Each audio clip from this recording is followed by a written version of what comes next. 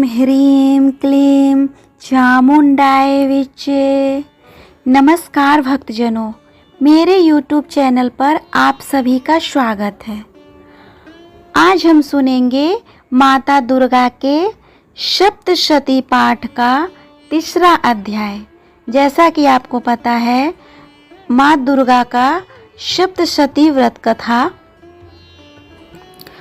का विशेष महत्व है नवरात्रि के समय। तो आज हम सुनते हैं उसका तीसरा अध्याय। महर्षि मेधा ने कहा, महिषासुर की सेना नष्ट होती देखकर उस सेना का सेनापति चिछोर क्रोध में भर देवी के साथ युद्ध करने के लिए आगे बढ़ा। वह देवी पर इस प्रकार बाणों की वर्षा करने लगा मानो सुमेरु पर्वत पानी की धार वर्षा रहा हो। इस प्रकार देवी ने अपने बाणों से उसके बाणों को काट डाला तथा उसके घोड़ों व हाथी को मार दिया। साथ ही उसके धनुष और उसकी अत्यंत ऊंची ध्वजा को भी काटकर नीचे गिरा दिया। उसका धनुष कट जाने के पश्चात उसके शरीर में के अंगों को भी अपने बाणों से बीध दिया।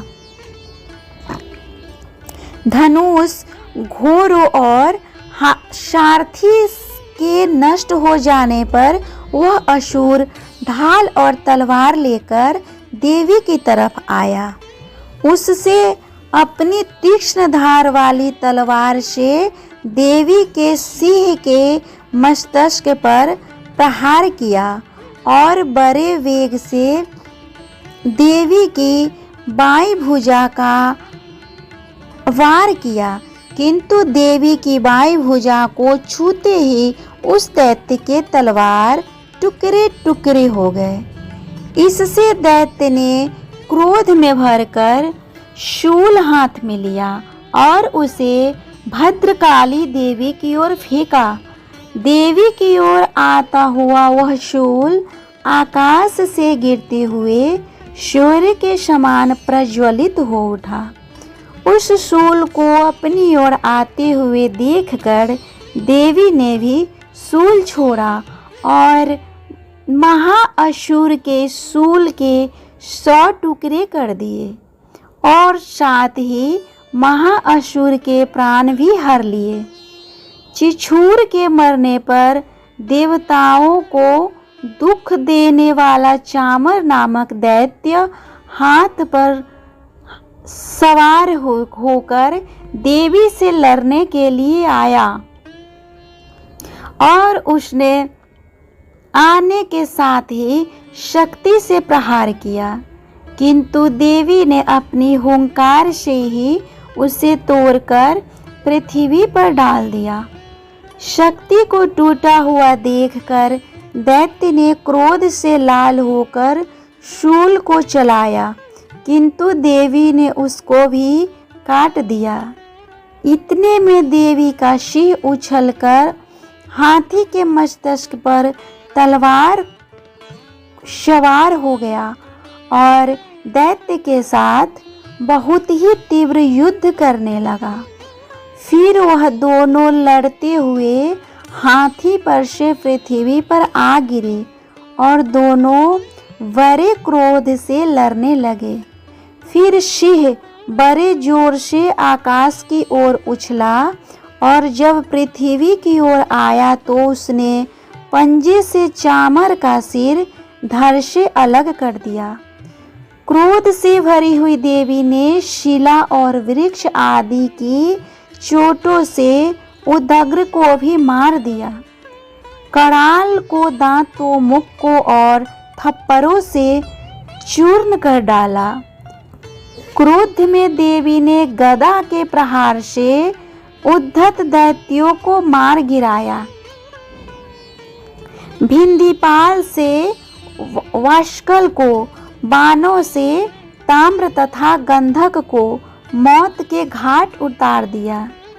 तीनों नेत्रों वाली परमेश्वरी ने त्रिशूल से उग्रास्य, उग्रवीर्य और महाहनु नामक राक्षसों को मार गिराया। उसने अपनी तलवार से विडाल नामक दैत्य का सिर काट डाला तथा अपने बाणों से दुर्धर और दुर्मुख राक्षसों को यमलोक को पहुंचा दिया। इस प्रकार जब महिषासुर ने देखा कि देवी ने मेरी सेना को नष्ट कर दिया है, तो वह भैंसों का रूप धारण कर देवी के गणों को दुख देने लगा। उन गणों में कितनों को उसके मुख के प्रहार से, कितनों को खुरों से, कितनों को पूंछ से, कितनों को सींगों से, बहुतों को दौड़ाने के वेग से, अनेकों को सिंहासन से, कितनों को चक्कर देकर और कितनों को श्वास वायु के झोंके से पृथ्वी पर गिरा दिया। वह दैत्य इस प्रकार गणों की सेना को गिरा देवी के सिंह को मारने के लिए दौड़ा। इस पर देवी को बड़ा गुस्सा आया। उधर दैत्य भी क्रोध में भरकर धरती को खुरों से खोदने लगा तथा सिंहों से पर्वतों को उखाड़ उखाड़ कर धरती पर फेंकने लगा और मुख से शब्द करने लगा। महिषासुर के वेग से चक्कर देने के कारण पृथ्वी क्षुब्ध होकर फटने लगी। उसकी पूंछ से टकराकर समुद्र चारों ओर फैलने लगा।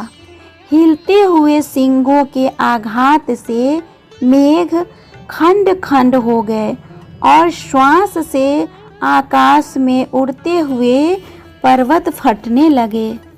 इस तरह क्रोध में भरे हुए राक्षस को देख चंडिका को भी क्रोध आ गया और वह उसे मारने के लिए क्रोध में भर गई। देवी ने पास फेंक कर दैत्यों को बांध लिया और उसने बंध जाने पर दैत्यों का रूप त्याग दिया और सिंह का रूप बना लिया। और ज्यों ही देवी उसका सिर काटने के लिए तैयार हुई कि उसने पृथ्वी का रूप बना लिया, जो कि हाथ में तलवार लिए हुए था। देवी ने तुरंत ही अपने बाणों के साथ उस पुरुष को उसकी तलवार ढाल सहित बीध डाला।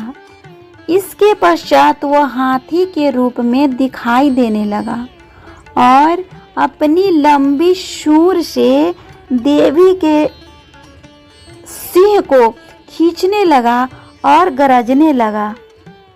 देवी ने अपनी तलवार से उसकी सूंड काट डाली तथा राक्षस ने एक बार फिर भैंसे का रूप धारण कर लिया और पहले की तरह चर अचर जीवों सहित समस्त त्रिलोकी को व्याकुल करने लगा।